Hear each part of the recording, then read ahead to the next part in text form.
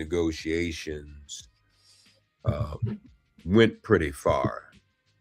Um, and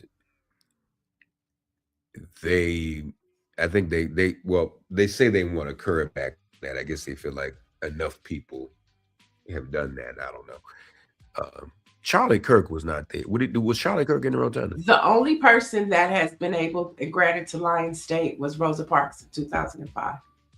That's it. No Charlie Yeah, Kirk. Mm-mm. yeah. So that's what I thought because I keep hearing, well, they didn't want to do it because they didn't want to let Charlie Kirk in, but I just couldn't remember whether Charlie Kirk was actually there. But you're right. Mm-mm.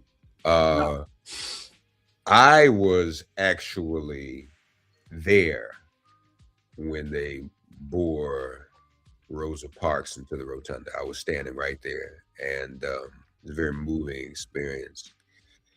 And so I am one of the guilty parties who suggested Reverend Jackson lie. Mm. And to be clear, it's not lie in state. It would be lie in honor. I believe only there's a different Okay. distinction. I'm not sure what it is, but people get confused about this because I was told that you had to be an elected official, Lion State, but that was our Reverend Jackson was an elected official. He was the senator Hmm. of the District of Columbia. Are you aware of that? No, that's it. No, I Okay, wasn't. so everybody, let's do our homework. Google the Tennessee Plan. Every state has been admitted into the Union after the state of Tennessee in the 1700s under the Tennessee Plan. And the Tennessee Plan is where you elect um, two shadow senators and a representative to lobby for statehood. And Reverend Jackson was elected our shadow senator for the District of Columbia. So he Mhm. was an elected U.S. senator to lobby for DC statehood. And that's one of the Mm. reasons why it's appropriate. It was my argument. It was appropriate for him to lie in state or lie in honor, whichever distinction is. But um, they're not, they wouldn't do it. Right. But, that's not going to stop us. Right. Well, we were just about to get into when you pulled up on us, and we're happy about that. We were just about to get on his journey, his homegoing journey, which starts this week, Thursday, February 26th. He will lie in repose at the Rainbow Push building, and doors open at 10 a.m.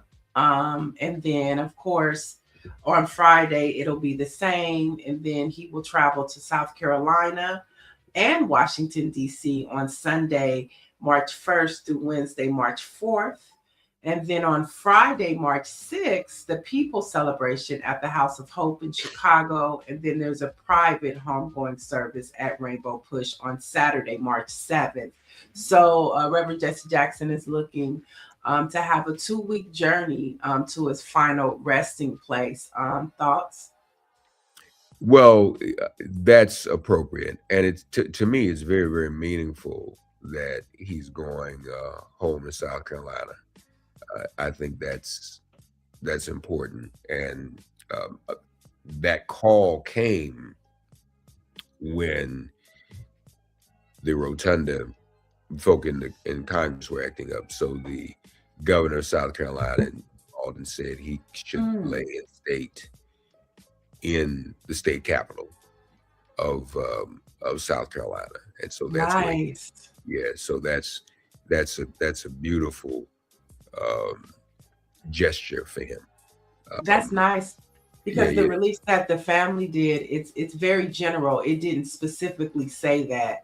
So he right, will be right, able to lie in state or honor at the state capitol in South Carolina. correct. That's beautiful. That's That's beautiful. absolutely. So he's worthy. He's definitely worthy of that. So all of the plans are being finalized and underway. Um, Still working on the DC schedule and where he will be in DC. Right now, at this Mm, hour, the plan is still for him to come to Washington, DC, and that's appropriate. Um, mhm. You did, so you didn't know that, Neil, that he was an elected official. I Or had no idea. I had no idea. You know. yeah, he was a district shadow senator. So see, I can't do it by myself. I do need a little help to fill in the blanks. Okay, there's some blanks that need to be filled in. I want to pivot backwards a little bit because I want to get your thoughts. We talked about the State of the Union address is tomorrow, and we talked about State of the People from 7 p.m. to 11 p.m. Eastern Standard Time. Will be doing their own address in response to what Donald Trump is saying. And I'm pretty sure a lot of Black independent journalists will be doing the same. But what are your thoughts about Donald Trump putting that gate around the Capitol? Did you know that he is erecting a large gate around the Capitol? He started over the weekend. No, I wasn't. I missed that. I've been on. So wait, it was a gate. Yeah, he's putting up a gate, a large gate, maybe 6 feet around the Capitol before his speech on tomorrow. I mean, what is he afraid of? The only people that stormed the Capitol was his folks. Yeah, I don't understand that. I mean, and that's one of the most protected areas in the world. I wasn't. Is this a temporary gate? I'm assuming it's temporary. They just said they said ahead of the State of the Union. So to me, that alluded that it's just for that because he thinks that there's some type of protection that needs to be held. I mean, when the only people in history that have stormed the Capitol is his mega tribe, his mega clan rather, because he don't have a tribe, he has a clan. So his mega clan. Yeah, no, that's crazy. And then the second question is Hakeem Jeffries, the House Speaker, minority House Speaker, has asked Democrats not to boo, not to be a distraction during the State of the Union. And we know typically that's what happens, you know, depending on whose side you're on and whatever the president at the time says, you're allowed to react, but he doesn't want any distractions. What are your thoughts on that? Well, I think he has to say that. But it's kind of a wink. Because I remember Donald Trump's first State of the Union of his second term. I remember people demonstrated and got kicked out. But yeah, I think he just has to say that. But I don't know that anybody is required to abide by it.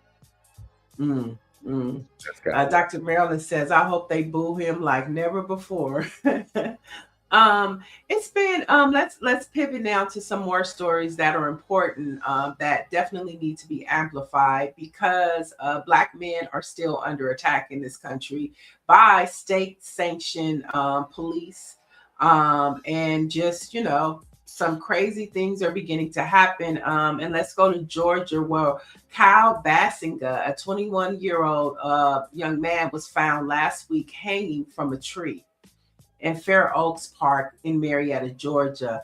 And that's northwest of the city of Atlanta. Now, authorities are investigating it as a suicide, but there has been video that comes out prior to him having an altercation with police. And I think even more, a new study has identified over 70 modern day lynchings across 7 states in the South. And that includes Texas, Mississippi, Georgia, Louisiana, Florida, Tennessee, and Alabama. Now, the Crimson Record study highlights patterns in suspected lynching cases, often ruled as suicides in the South over the last 25 years. Yeah, I've never bought that. Why would Black men of all people? I mean, you know, people commit suicide every day, and we know suicide rate is up in so many situations. Why would Black men hang themselves? I don't get that. I mean, I think that there's a collective trauma, and I don't know about the Crimson Record, but I think if you asked any clinicians, that would not be a tendency for Black men. Maybe there are other ways to commit suicide, but considering our history and experience, I don't quite understand that. Yeah, it's insane, and the problem is that Well, thank God for social media now, because this isn't really being talked about in mainstream media. And it's scary for Black men and for mothers, and for wives and for children that are old enough to know, especially in the South, when you see that it's rising over the past 25 years. Well, it just continues to happen. And so I don't know Well, what we can. I think we know the suicide rate is up, and I wonder, compare that number with the number of so-called hangings.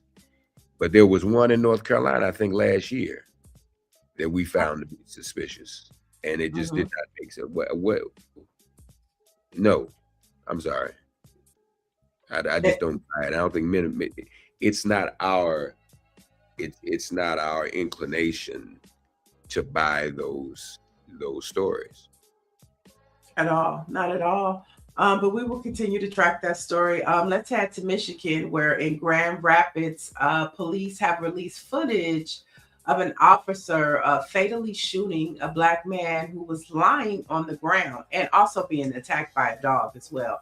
Now, families have identified the deceased as 32-year-old Daquan Johnson and say he posed no threat to the officers or the community when he was shot multiple times last week. Now, police said that officers were pursuing a man on a bicycle, which was Johnson, and they believed he was armed with a handgun, a story we hear all the time, just like the lynchings, suicide, and we know. So one officer deployed a canine that attacked Johnson, but take a look at what Johnson's mother had to say.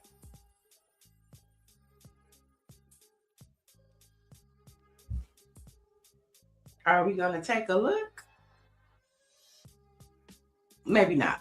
But the mother was definitely distraught. The mother referred to what happened to her son as an Emmett Till scenario. The mother said that while they shot him, the dog was gnawing at his neck at the same time. The mother said also that he had his hands behind his back when he was shot.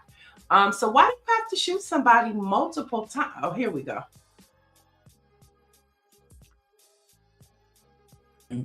So I don't have the audio. StreamYard is blocking it right now. Okay. Well, see, that's another problem that we're having now. The powers that be with all of this technology and social media, just weird things are happening right now. But yes, the mother did say that his hands were behind his back when he was shot multiple times. The dog was gnawing on his neck while he was being shot. And she said that when she went there, that some of his remains were still on the ground.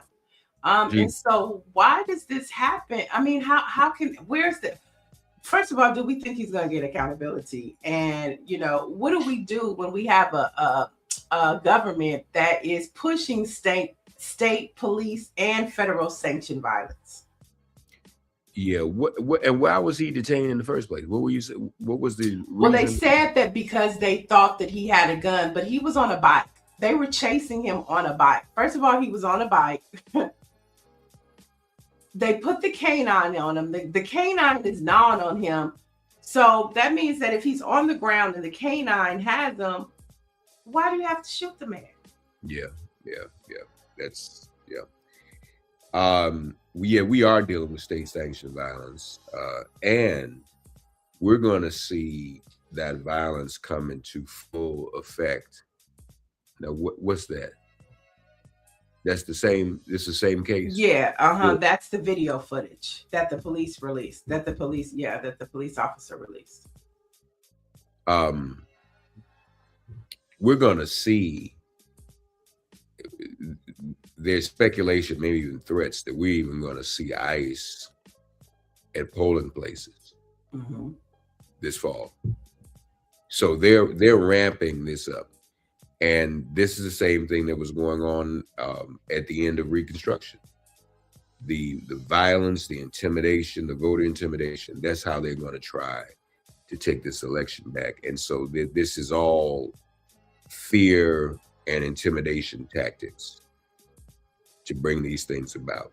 So we're all under threat, and that's a form of suppression and discourages people. It makes people want to stay home. It makes people fearful. All right. And that's one of the reasons for it. We've seen it cumulatively, but now Trump wants to institute it in terms of the election season and at the polls. There's a reason for that. He doesn't want to lose. He doesn't want to lose the midterms. He's going to try to trick them. And let's not forget that we still don't know what he's trying to spin on those files that he took out of the Fulton County election offices. Right. We don't know how many other states they're planning to, surprise attack on polling sites for that, or election offices for that. And we can't forget that they still are planning secretly how to nationalize elections. Remember, he wants to take that.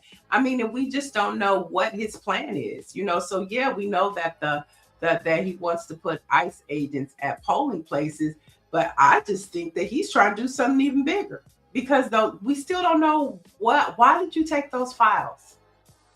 Well, he's on the surface, he's taking those files because he wants to prove that he did not lose Georgia, that was orchestrated, that there was cheating in Georgia.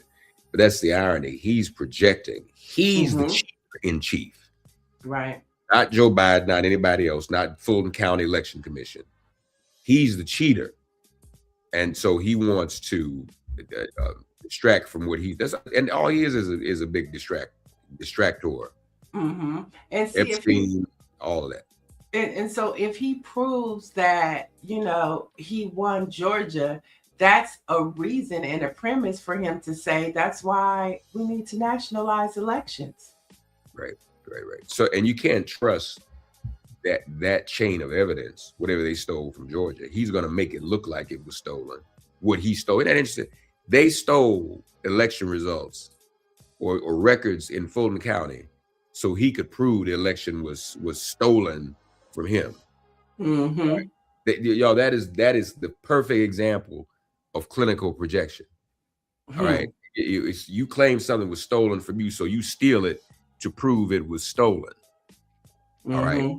And Neil, I don't think that he needs those records from Fulton County to do what he's going to do anyway come November. Whether those records prove, and we know they won't prove anything, they may try to spin them and make them look like they prove something, but those records won't prove anything. He is going to try to undermine this election. 100%. And frankly, rather than Democrats being given instruction not to disrupt his speech tonight, all the energy tomorrow, all the energy should be. See, it's so early in the morning. What time is it where you are? It is 5:40. This y'all, bless her heart. She gets up before dawn in LA to join us. And I'm on Central Time. Normally I'm on the East Coast time. I'm on Central Time here in Chicago today. He fully intends, rather than Democrats being told tomorrow night, don't disrupt, Democrats need to figure out a way to stop him from meddling in this election and get prepared for when he decides not to leave office. Yeah, and I don't see enough of that. I think that that right now that the Democrats are going to be in a reactive, because they are not being proactive. At the top of the year, they should have been, mobilizing their people. You know what I'm saying? And it's just not happening. But I want to pivot over to the chat. Nancy Wall says, cheater in chief. You said cheater in chief. She's cracking up at that. That just came to mind. I didn't. She finds that hilarious. And she also says nothing new under the sun. His people are fed up with him and his deceitful tactics. I don't think they fed up enough, though. Mike V says he just needed 11,780 votes, Reverend Mark Thompson. And then Michael Carter says, yes, they are definitely planning to intimidate and cheat. We have to vote in mass numbers to ensure that they don't get away with the vote. And, when you say that, I'm so proud of the students over at Texas Southern I saw this morning where they marched to early voting sites at Wheeler Avenue Baptist Church in Houston. And they're going to continue to do that. So you see a lot of HBCU students that have been disenfranchised. Polling locations have been taken off of their campus. And so they are galvanizing students to go and early vote. So shout out to HBCU students. Let me respond to the 11,000. So Raffensperger, who I think was the Secretary of State, I remember his title, and he was talking to Trump at the time, and he testified before Congress, and he told Trump how many Republicans just didn't vote for him. See, and y'all, that's where it gets fishy.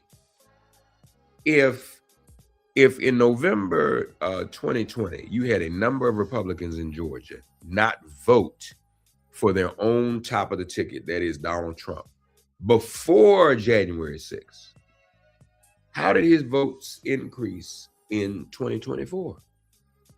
That ought to be fishy to people. What had he done to make Republicans not vote for him in 2020 that was worse than January 6th? And his vote increases. They had no GOTV plan. They had no boots on the ground in terms of an electoral strategy in November of 2024. Yet he still won. Anyway, let me stop, because the last time I had that investigation, I got banned off TikTok. What? Yeah. Oh, yeah, you told us that last time. Yep, yeah. Like I said, like certain videos, like that video of that mother, it won't play. You know what I'm saying? We had journalist and radio host Mo Kelly on last week. And similar to what happened to you, he got banned off of Facebook and I think Instagram for something that he doesn't even know what he said. Right. And they just banned him. Right. Insane. And so, yeah, so we have to be vigilant, and we're still waiting on to see what the Democratic Party is going to do. So we'll see. But let's move to Idaho, where City Council replaces Juneteenth with Columbus Day. Now, the Post Falls City Council voted 4-2 last week to no longer have Juneteenth be a paid holiday and return Columbus Day to the city's official calendar. Now, what you say, Reverend Thompson? Well, I think we know what that is. I just a question of finding out who the personalities are and where the pressure came from to make that decision. But that's and who lives in Idaho City? It's a few. It's a few of us there. It's a few. But I mean, there was white folks pulling down Columbus statue, so that's what's curious to me. You know, the whole. You know, people were trying to take down Columbus before Juneteenth was a national holiday. You know, there was a whole movement to remove Columbus. So I'd be real curious to know the history behind it. Obviously, there was a Columbus Day that was taken away, so there had to be some movement to take it away from Idaho City. So I'd be curious to know what those politics and personalities are. That's an interesting story. Yeah, but it's interesting, but it might be a foreshadowing of, you know, our national Juneteenth holiday, because we know that, you know, he's itching to do, you know, he's itching. That Juneteenth bothers them a lot, the national holiday. So, you know, we just have to see what happens. But keep in mind, most Republicans voted for that national holiday for Juneteenth. And not only that, you know, it was very interesting. This was during the George Floyd, Ahmaud Arbery, Breonna Taylor summer. I like to say all three because they kind of all, you know, they happened at that same moment in that same time. And people were in the streets for Black Lives Matter all over the world. And then all of a sudden, we got Juneteenth. Don't get me wrong, Juneteenth is great. We have a national holiday. But that's not what people were marching in the streets for en masse in the summer of 2020. People were not marching for it. Most people didn't even know the bill was up. People were marching for an end to police violence and to say that Black Lives Matter. And it was kind of like they gave us, well, let's go ahead and give them Juneteenth now. Right. Right? And okay, well, Juneteenth, there should be a holiday, absolutely, but that was not enough to placate us. So now that somebody wants to take it away, well, okay, but you're still killing us, Right. and Black lives still don't matter. Yeah, yeah. That's the yeah. We'll stick a pin in that one right there. Let's head to some international news. Mike V6046 says Mark didn't want to push Trump teams.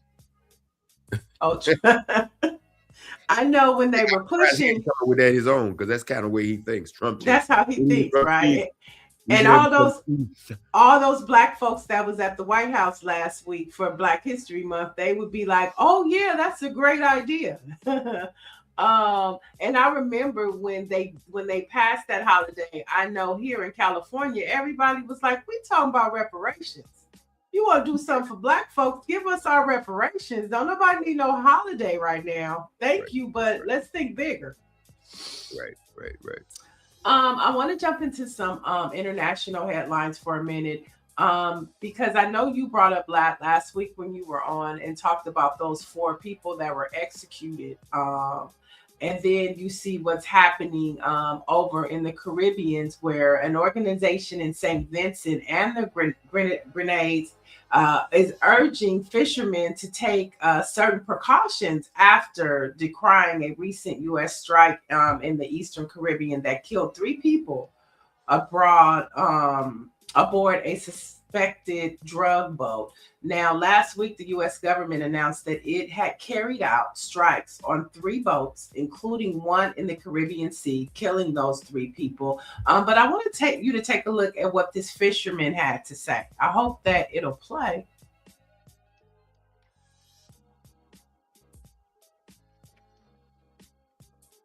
Is it gonna play, Greer? That's all we do, push drugs. It's just sad. That's just sad. And only one word one thing I have to say about it, they need to stop murdering our Caribbean brothers, because soon for now, you know what I mean, when you suspect everybody as being drug pushers and it's really a sad day in the world. Are you concerned about the safety Very of much. fishermen in Antigua and Barbuda? Very much concerned, because what is the criteria right now for them to say that you have a boat and it's a drug boat because it has more than 1 engine on the boat? That's the criteria. Because so far there's no evidence of drugs on any boat that the US shoot down and ambush in the night. And all I can say, that's just murder. What they're trying to say, everybody in the Caribbean. It's murder. And that was Grenada. I'm sorry, that was Grenada. I was talking about St. Vincent and St. Lucia. But Mark, I'll let you respond to that.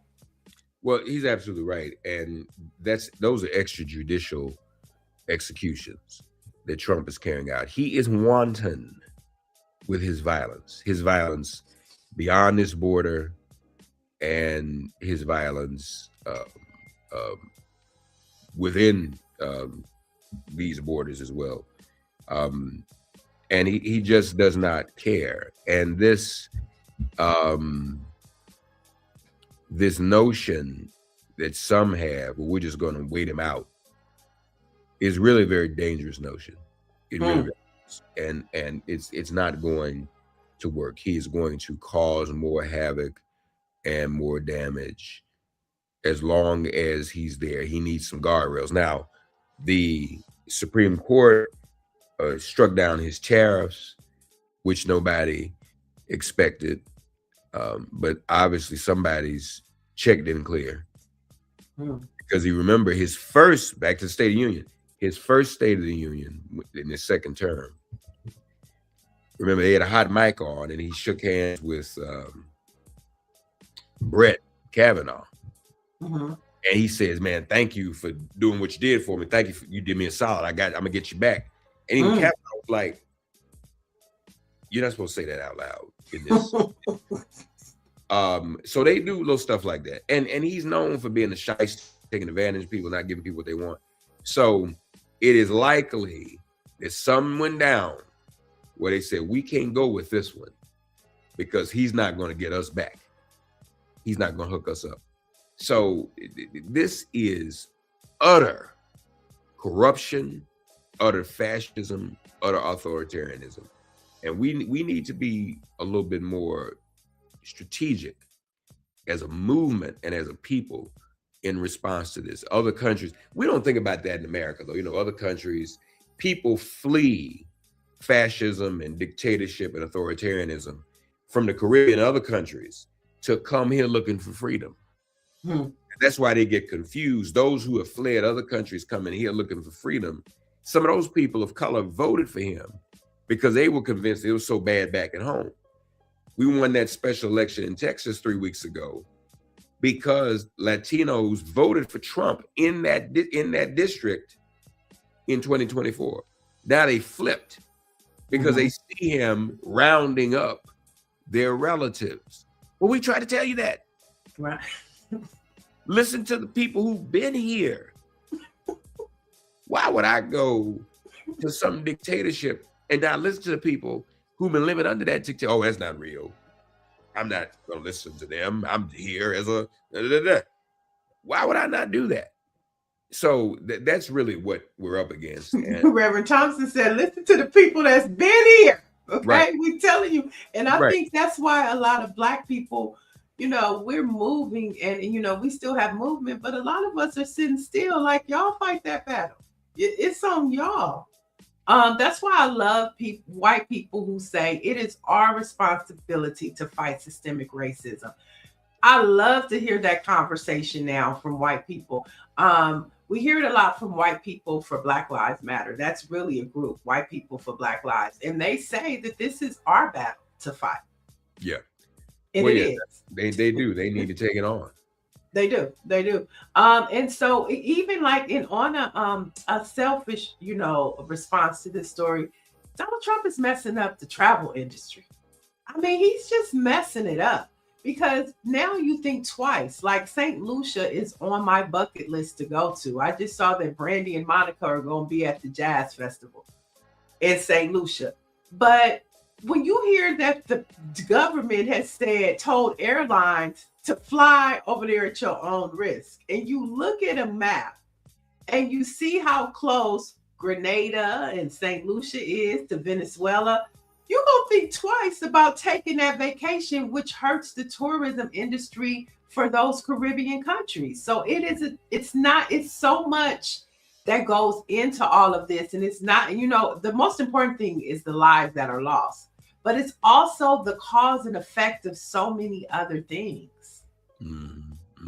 You're absolutely right. I agree. I would agree with that. This is a big fight we're in, y'all. Let's head over. We have some more things that are happening to Black men in this country.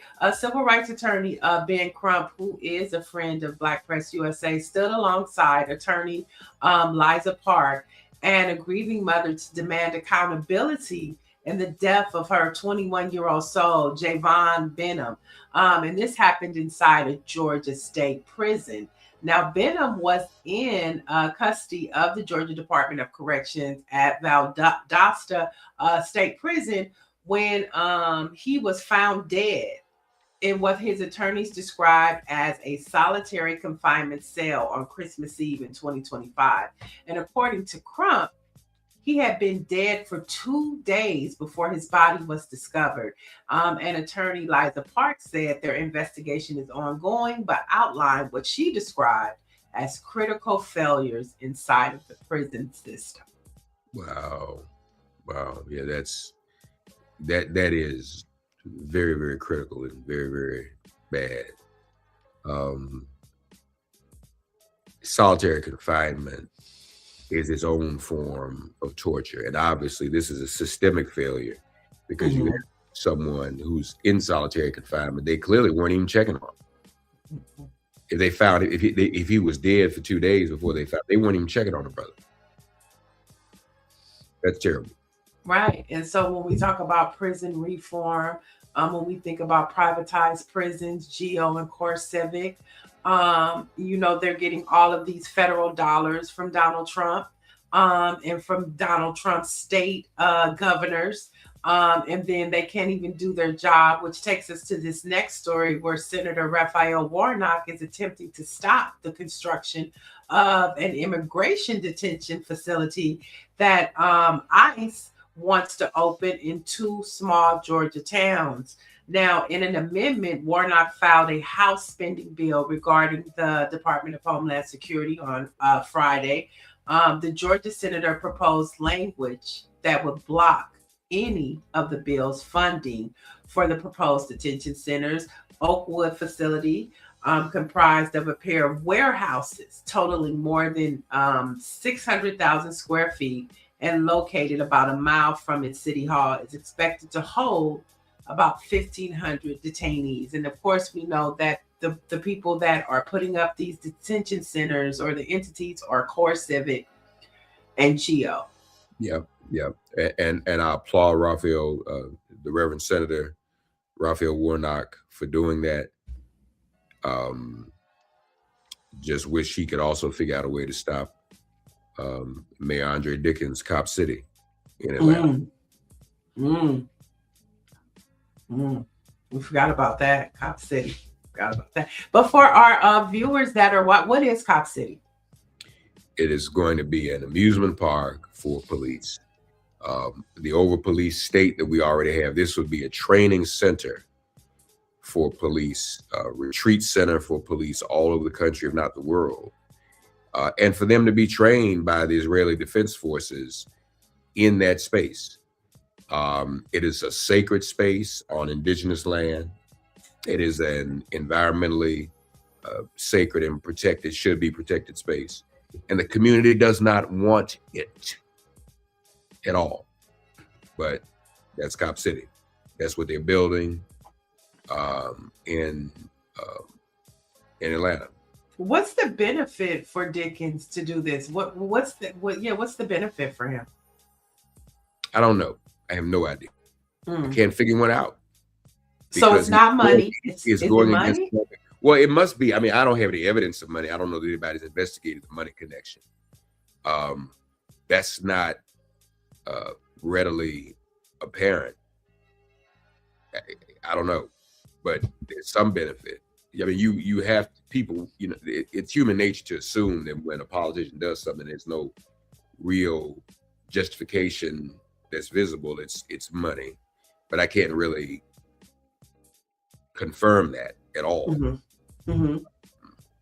But we don't need that motivation. If it's wrong, it's wrong. That's the duty of those of us who live in a democracy. No, we don't want it. I don't have to explain anything. I don't have to prove what kind of dirt you're up to. That is wrong. The dirt is cozying up to the police, providing a playground for them. And see, I don't even know that Cop City is going to bring revenue into the state. I mean, whenever you have conventions and I guess a gathering, but looks like anything else, people are going to spend money. But no, this is not the answer. Whereas, to paraphrase Marvin, Cop City is not the answer. No, we don't want that. So before we light things up on our last 2 stories, I want to go back up to our poll and get your thoughts on it too. Our morning poll was we had another video of Governor Wes Moore talking about how he is not in alliance or has any allegiance to the Democratic Party or nobody except his constituents. And so our morning poll was: Trump says Governor Wes Moore was not worthy of a White House invite. And of course, this is for the recent governor's meeting that Democrats, and particularly Governor Wes Moore, took offense to because he's the only Black governor. He took it as a snub. But we wanted to know from our viewers, tap in, guys. Do you think Trump saying Moore was not worthy, is it A, blatant racism, or B, strategic distraction? Put an A in the chat if you believe it's blatant racism. Put a B in the chat if you think it's strategic distraction. Which one do you think it is, Reverend Thompson? Can we pick both? Of course. He uses racism as a distraction. Remember the words of LBJ himself, President Johnson. If you can distract the lowest white man, if you can lead him to believe that at least he's better off than the lowest Black man, then you can pick his pockets. Mm. And he said, as a matter of fact, he'll open his pockets for you. I'm paraphrasing. So it's a distraction. To be racism is a distraction in and of itself. Dr. King, on the steps of Montgomery State Capitol, said that as well. Said Jim Crow is what was given to the white man as a psychological bird that he could feed his hungry family off of. All right. And that's a distraction from the fact that his conditions are not any better. The economy they're voted for is not any better. So you use racism as a distraction. It's a both and. Michael Carter says it's both. Nagan 11 says AB, both for sure. But y'all, that's called copying off the quiz. When your classmate says an answer like me, and then you just it's called copying. Oh wow. Well, Big Cheese says it's B, a distraction. Interesting, because he never goes against his beloved Trump. So that's interesting. So let's talk about some Olympics. Have you been watching the Olympics? I have. I regret. I've been so busy. I really wish I had time to really enjoy them. Mm-hmm. I do not enjoy curling. I do not understand that. That is but curling is fascinating because you watch it because you wonder what in the world is this. It's like you can't turn away from it because you're so curious as to how that's a sport and how that came to be. But I'm not familiar with that. Well, which one is that with the skiing, the boxing? The rocks, when they push the rocks and the little circular rocks. Oh yeah. And they push them along the thing, or they don't push them. They have to. I can't explain it. But it's a sport. It's been a sport for years, and I just don't get. I don't get it. All right, in the chat, you guys tell us what's your favorite competition in the Winter Olympics. But we want to congratulate Layla Edwards. She picked up a gold medal, and she became the first Black woman to play U.S. Olympic hockey. Go ahead, Layla. Assisted the goal to send us to overtime, and she helped the team get the gold medal. Go ahead, Layla. Congratulations to her. Yeah. There was a sister in, I think, bobsledding on the luge who came close. Mm-hmm. So we had some representation in the Winter Olympics. And I was excited to see all of the Caribbean islands participate because they don't get snow nowhere, no how.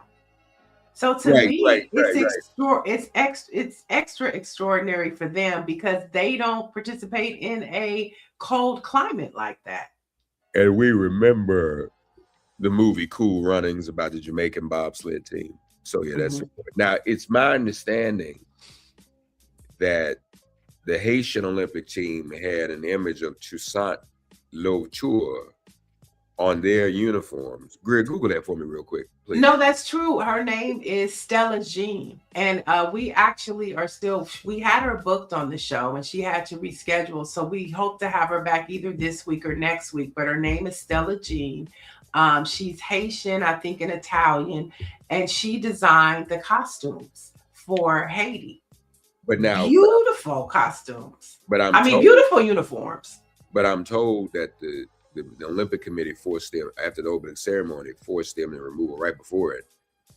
remove the Toussaint Louverture pin that was on the uniforms. Had you heard that? No, that happened, but what they did, they became artistic and they kind of put something over his head. So they kept it, but they just covered his head. But why would they make them do that in the first place? What's wrong? That is a part. You can't say you can't celebrate Haiti without celebrating Toussaint. That's the control that they still have. But the way that they fixed it, it was still beautiful. And the representation of him was still there. Okay. All right. He wasn't denied. They just, they say, okay, you don't want that, then we're going to do it another way. But people have already seen what it looks like. So his presence is still there. Okay. You just can't see him. You can see the horse, though. You could still see the horse. You see, there it is. You can still see the horse, just not his head. That's crazy. Right. Right. But they won for best uniform for sure. Oh, yeah. That was the talk of the town. Yeah. And we had the traditional Ralph Lauren. So there you have it. Last story of the day before we end with our Black History facts is President, well, I never call him president, but Donald Trump wants Netflix to give former U.S. Ambassador Susan Rice the boot off the board of the directors. Now, Rice said during a podcast last week that it is not going to end well for corporations, news organizations, and law firms that bend the knee to Trump, and that their difference is unpopular. So Trump's comments come as Netflix is pursuing a takeover of Warner Brothers Discovery. And of course, the Department of Justice is reviewing the proposed acquisition. But he's now saying if you want Warner Brothers and Discovery, you got to get rid of her. Yeah, not surprising there. And again, all of these things are there. It's either always a distraction. It's both. Yeah. It's the racism and the distraction, but it's a third thing, and it's flooding the zone. Again, it's a constant, it's psyops, constant flashbang, to disorient you, to disorient the victim. He is what president is sitting up thinking about who's on some board at Netflix? Who you're not even supposed to have time to do that. You're bombing boats of innocent people in the Caribbean, and you're trying to get Susan Rice off a board. One person off of a board of Netflix. But he's just random. He's just all over the place. He's flooding the zone. I'm going to be in front. I'm going to be top of the news every day. I'm going to have a news story every day. And it's just like a form of enhanced interrogation and torture. Right. So yeah, he's weighing in everything. All over everything. And part of the news media's problem is that they keep giving him oxygen. They keep giving oxygen to the flame. Sometimes he needs to be ignored. Yeah, for sure. I agree. And I think there's also a bigger play for this because we know his boy Larry Ellison and son, they own CBS and Sky Bite, and they want Warner Brothers and Discovery. Right. Well, and legacy play for his friend because he doesn't want Netflix to have it. He wants his friends to have it. Yeah. And again, that's part of the problem too. This is also the takeover, the right-wing takeover. That's what you have in fascism. You have state-sponsored media, and that's what we're leaning toward. Well, that can't be. We've never had state-sponsored media in the United States. Freedom of the press. No, he's putting it in place, y'all. Wake up. And to think that human beings implement fascism. There's no piece of paper that alone can prevent, I care what the Constitution says, there's no Bill of Rights. There's no piece of paper alone that can prevent fascism. But see, here in this country, we are so caught up in that piece of paper. Oh, the paper is the Constitution's greatest piece of paper in history. And this is what it is. No. If a human being comes along and wants to undermine it, that is what's going to happen. That's what it is. That's what's going on right now. But we can't believe it. We will be the last to know it because we think that piece of paper is so sacred. And we think its existence alone is the foundation of humanity, morality, democracy, the Bible, and everything else. It is not. It is a piece of paper. Now, are you prepared to truly defend it or not? That's the question. That is the question. All right. We're going to leave it right there, and we're going to jump into our Black History facts before we get out of here. On this date in 1868, the birth of W.E.B. Du Bois happened. He was born in Great Barrington, Massachusetts. Du Bois was an author, of course, historian, civil rights activist who helped form the NAACP in 1909. Sorry about that. A legend who passed away on the eve of the Great March on Washington in 1963. Really? I didn't know that. So the baton was passed. It can be argued in terms of batons that were passed in terms of our history. Frederick Douglass passed the baton to Du Bois. Du Bois passed the baton to Dr. King in that era. Let's see who's in that picture. I see Mary McLeod McLeod Bethune. I see him. Who's the brother? That's what I'm trying to figure out. I'm not sure who that is. Okay. But Mary McLeod Bethune, the founder of the National Council of Negro Women, and she passed the baton to Dorothy Heights.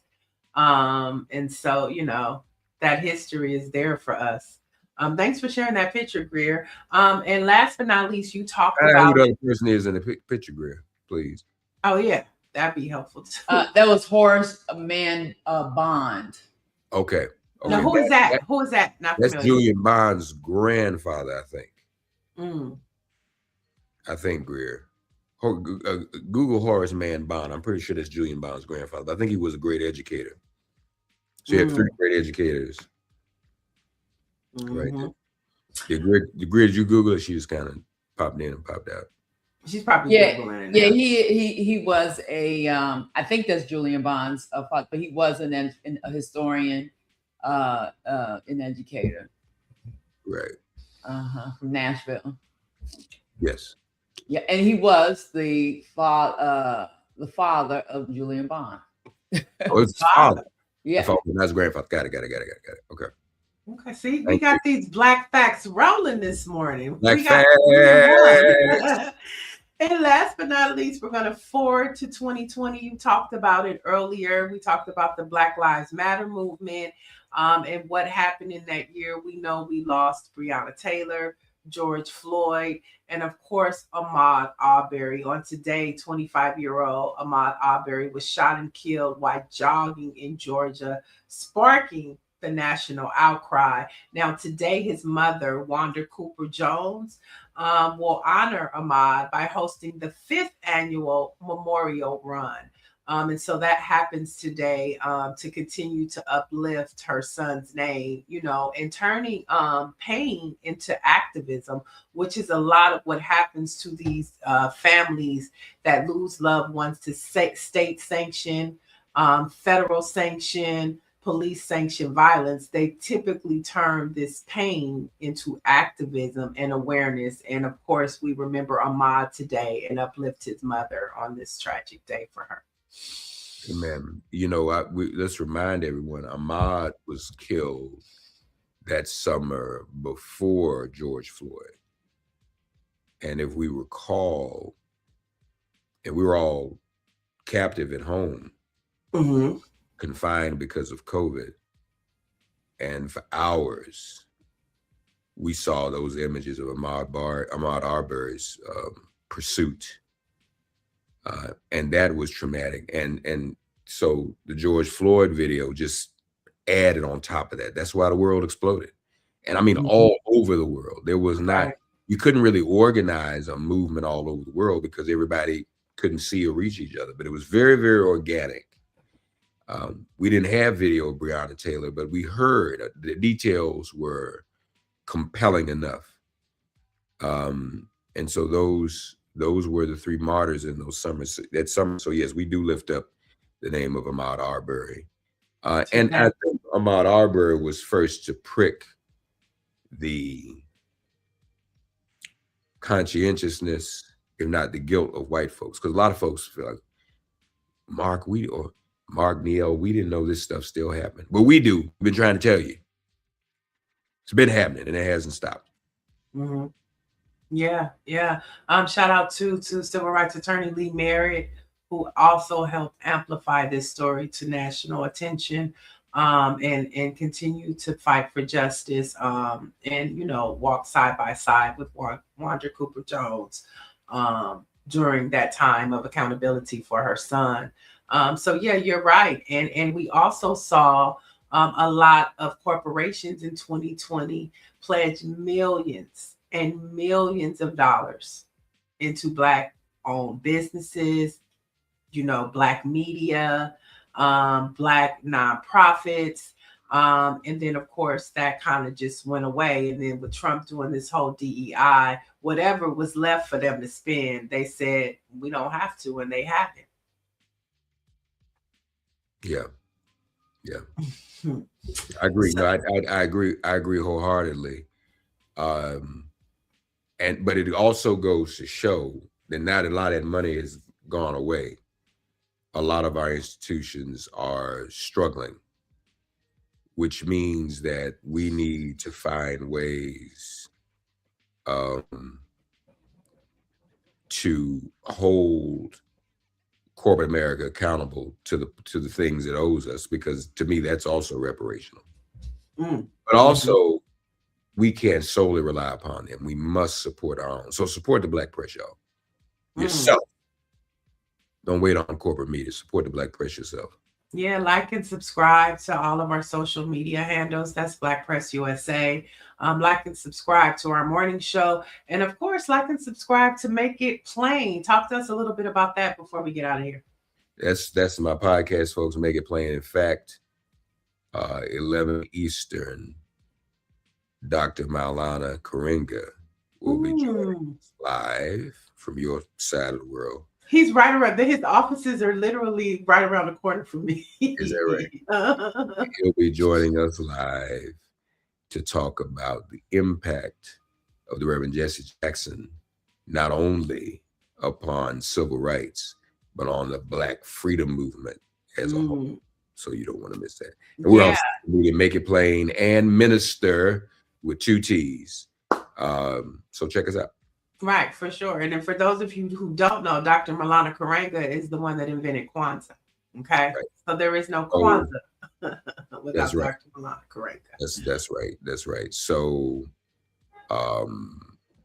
Kwanzaa, the Black Panther Party, the Super Bowl, and speaking of Reverend Jackson, Operation Breadbasket, were all born in the same year, 1966, and so was I. All of us were born in the same year. Me, Breadbasket, Kwanzaa, Black Panther Party, and the Super Bowl. Okay, that Black history facts amplified today on Black Press USA's morning show. So you have it. Support Black Press, like and subscribe to everything we just shared with you. And for the latest in Black news, you want to head over to blackpressusa.com. Thank you for joining us, and we hope to have you back sooner or later, Reverend Thompson. But thank you for having me. I used to do early morning drive, 6 a.m. I haven't done it in years.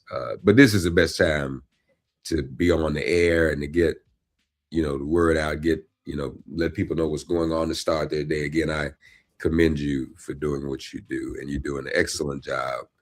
I couldn't get the Wi-Fi to work in this hotel. That's the other thing that was going on this morning. The Wi-Fi is a different name, and again, media technology.